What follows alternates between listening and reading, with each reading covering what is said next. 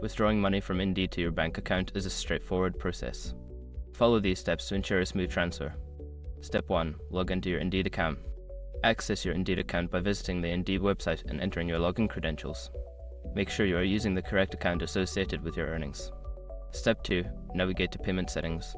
Once logged in, find the section for Payment Settings or Account Settings. This is typically located in your profile or account management area. Step 3. Add your bank account information. In the Payment Settings, look for the option to add or update your bank account information. Enter your bank account details accurately, including the account number and routing number. Step 4. Request a withdrawal. After your bank account is set up, go to the section for Earnings or Payouts. Select the option to withdraw funds and specify the amount you wish to transfer to your bank account. Step 5. Confirm the transaction. Review the withdrawal details and confirm the transaction.